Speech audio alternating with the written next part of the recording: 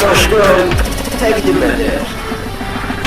Mənfilər bir müsbət elə, çalış birinci özdə hörmət et. Düz ol, düz danış, düz söhbət elə. Sözdə olmasın sən mən yalan, sözdə olmasın sən mən yalan. Adını alınsın bir ay qardaş, 60 yaşın var hər ay qardaş. Nə istəyirsən el ay qardaş, amma etmə ağır narşen yalan, amma etmə ağır narşen yalan. Yoktur padlo palagen yalan, aramız koydun gülgen yalan. Yoktur padlo palagen yalan, aramız koydun gülgen yalan.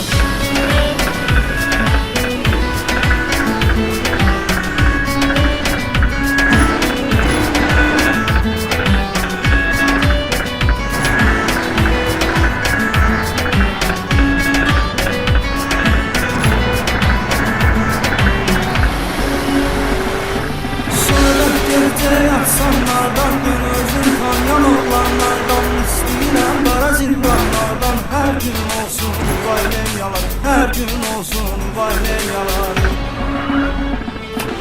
Elə bir qardaşların axsanına, söz qoşduq yaxşıların ünvanına. Özünü tanımayanların canına, sözlə salmışız dirəgən yalan, sözlə salmışız dirəgən yalan. Yoktur padlo palagen yalan, aramız koydurdu gülgen yalan. Yoktur padlo palagen yalan, aramız koydurdu gülgen yalan.